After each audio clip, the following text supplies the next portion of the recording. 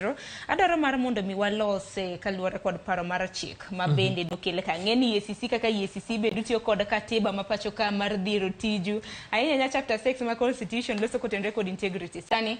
nitiere jod bura ariyo mano opondo Kaluma jod bura ma Homa Bay Town kanyakla kod Geoffrey Mbere mano jod bura Geoffrey Ruku mano jod bura ma Mbere ma bende koro nochiwo paro moro mane nyimod bura ma pacho ka mano motenre kod bill ge ong'ere gi dho ngere kaka anti-corruption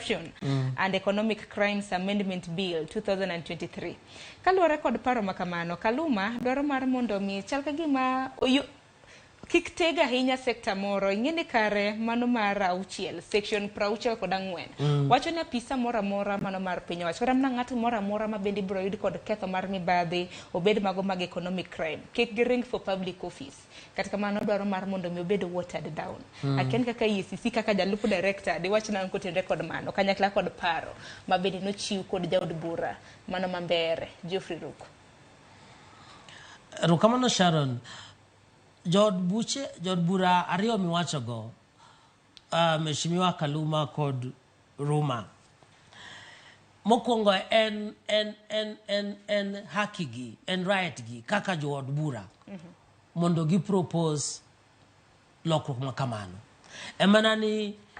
ok en mana wan kendwa kaka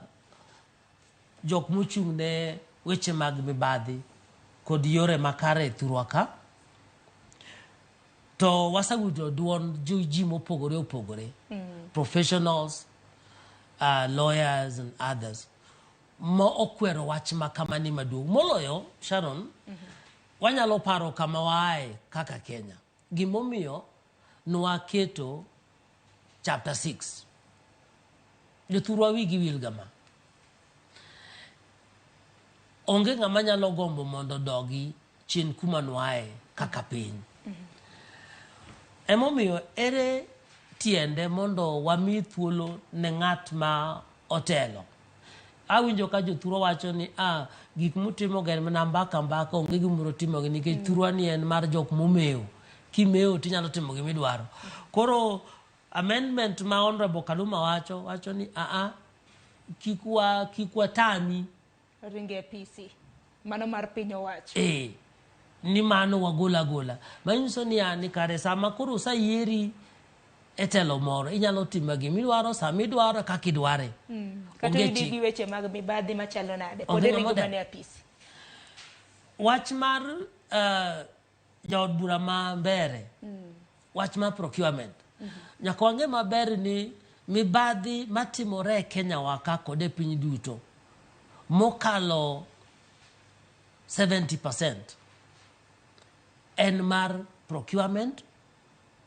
kod yore mag finance manyiso niya kwa wacho ni kare wagol weche mag procurement kik waketgi e yore mag mibadhi kare wacho ni ng'ata otim gimodwaro inyiew kaka idwaro imi ng'ama idwaro onge ng'ama biro penji kech en owacho ni kik ng'ato nego bed koro okwed no gima wacho ni malpractices in procurement wagol onge gima kamano kwa timo biashara e wik mokalo ninche wane show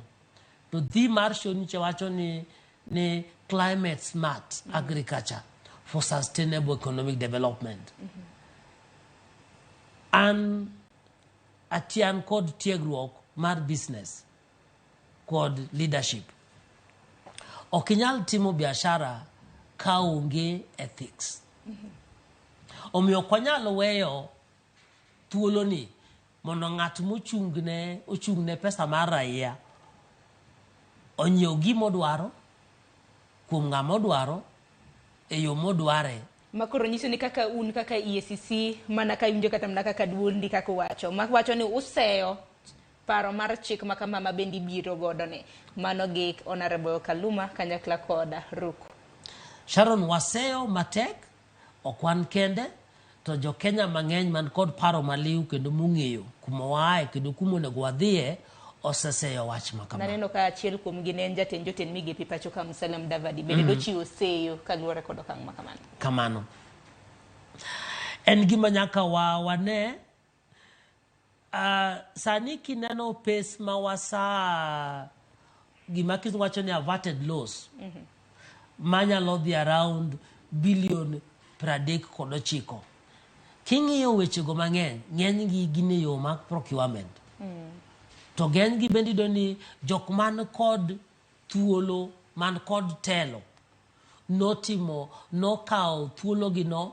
kendo loch ma gin go no mondo gitim gik mowachogi. Koro ineno ka gima Mheshimiwa Kaluma kod Ruma wacho ni kwaweyo mondo dhi kona ni igni 5 kata 10 mabiro biro kochakore national government nyaka county government. Kiwacho e yo mar nyiero ni wanyalo nyiewo kwer jembe milion 1. Nawinjo ni kom no nyiewo milion 1. Koro kwagolo ma ang'en anyalo timo kaka dwaro kumibiro tera bende onge. Mano wakonyo piny koso waketho piny. Mane penjo maduong' kata kamano Atela dine en hero mar